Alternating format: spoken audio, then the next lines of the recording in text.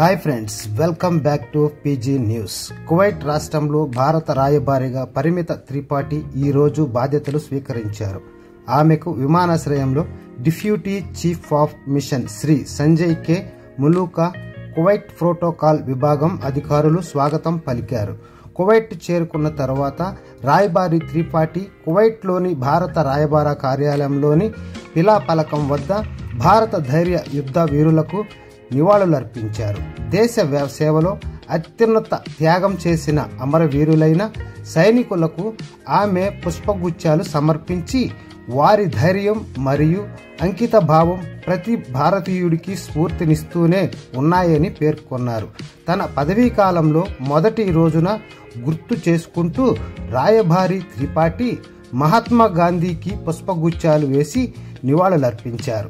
శాంతి, కరుణ మరియు మానవాళికి సేవ అనే ఆయన కాలాతీత ఆదర్శాలను గౌరవించారు. భారతదేశం మరియు కువైట్ మధ్య వృద్ధి, పునరుద్ధరణ మరియు శాశ్వత భాగస్వామ్యానికి ప్రతీకంగా ఆమె రాయబార కార్యాలయ ప్రాంగణంలో ఒక వేప మొక్కను కూడా నాటారు.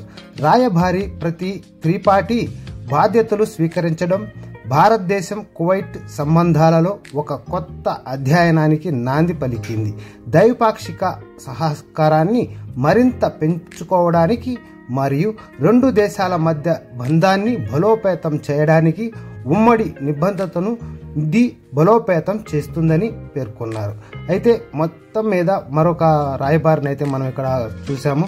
మరి ఏమొచ్చిన తర్వాత మన ప్రజల పట్ల ఎలా వాళ్ళకు ఉపయోగాలు ఎలా ఉండబోతాయి, వాళ్ళ పనితీరులు కానీ ఎన్నో ఇబ్బందులు పడుతూ ఉన్న వారికి ఎలాంటి సహకారాలు ఉంటాయనేది మనం ఇక్కడ వేచి చూడాలి.